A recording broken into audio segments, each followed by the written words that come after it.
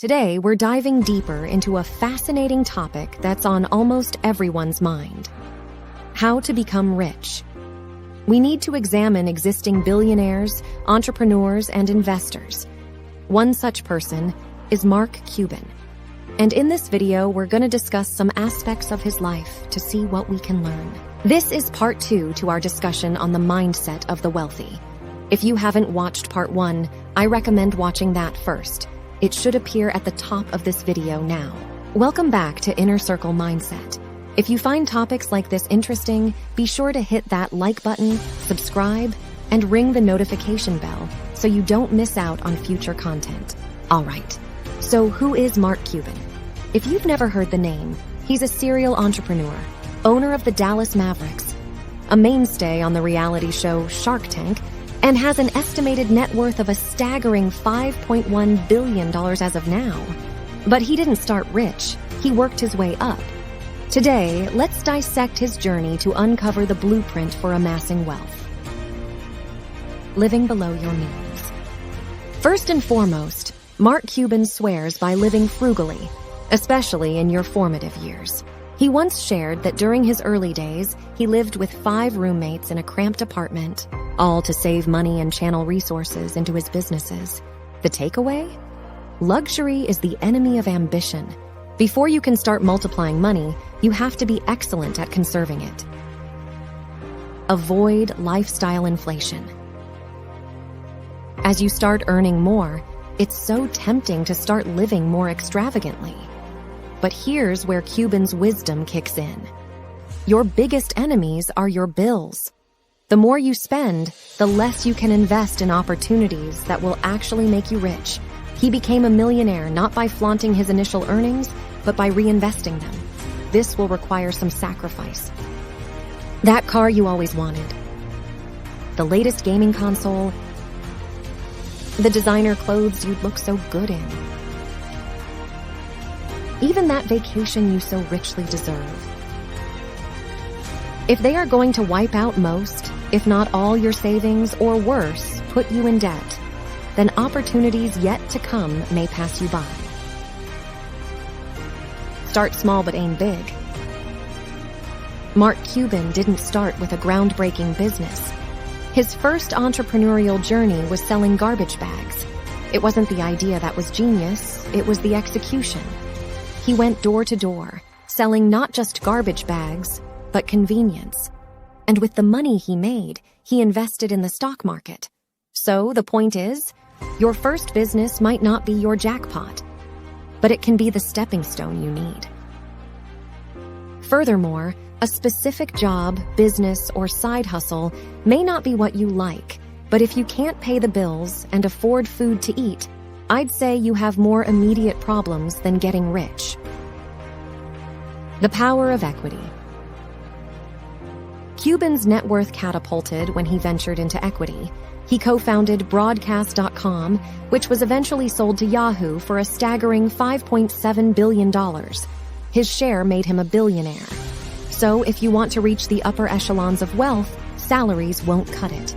Ownership is key. Many brilliant individuals go to college, get a degree, and never venture beyond what a degree can bring them. We'll touch on that subject further in a later video. Team synergy.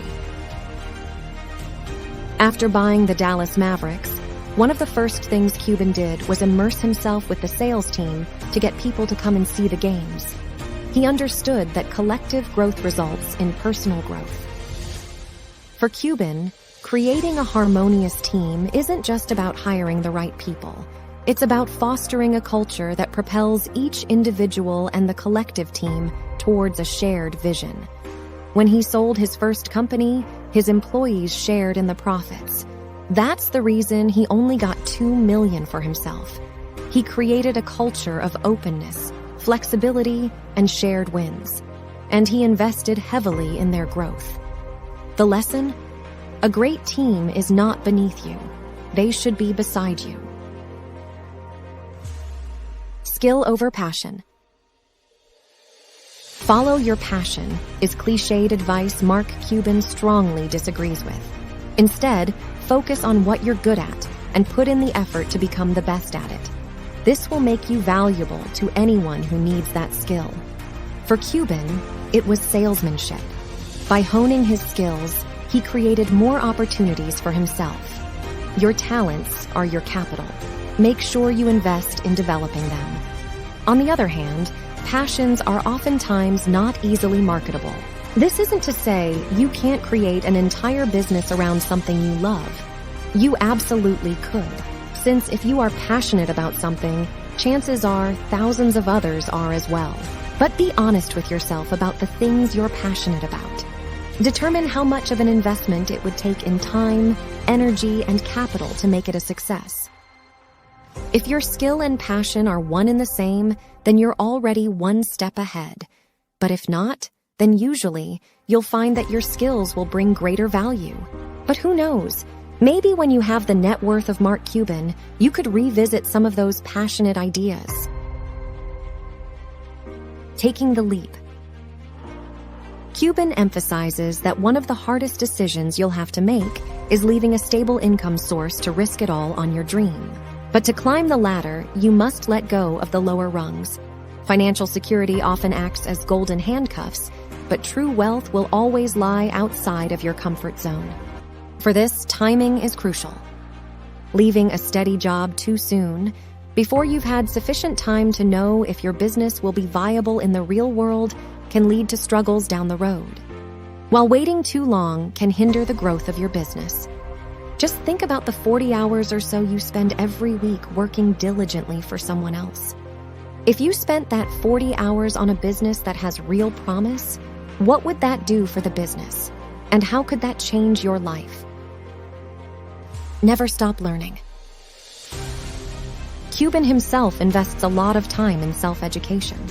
Even after becoming a billionaire, he studied AI, took Python classes, and expanded his knowledge. And he started this 5 years before the current boom in AI technology. This habit not only keeps him ahead of the curve, but also opens up new avenues for investments and collaborations.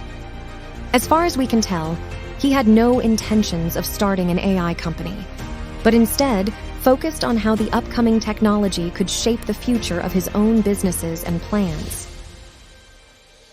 Eliminate debt.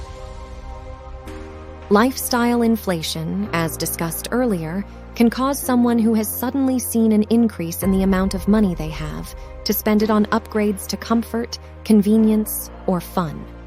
But if you had existing debt, what happens after you've purchased the new shiny toy? Cuban's advice for those holding some extra cash? Get out of debt. This is like a guaranteed ROI, because the interest you save is the interest you earn. Your money should work for you, not your creditors.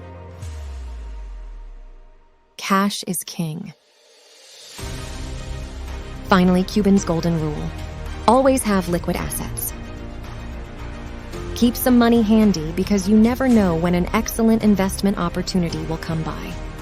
If all your funds are tied up in your current big idea or investment, you may miss out on the waves of opportunities that are yet to come. As a thank you for watching till the end, here's a gem from Cuban. It's easier to save 15% on $10,000 spent wisely than to earn a 15% return on a $10,000 investment. Wise words to think about. So, what do you think? Is Mark Cuban's blueprint for wealth something you can replicate in your life? Drop a comment below, and let's get the conversation started. If you found this video valuable, don't forget to like, share, and subscribe. Now, watch one of these videos.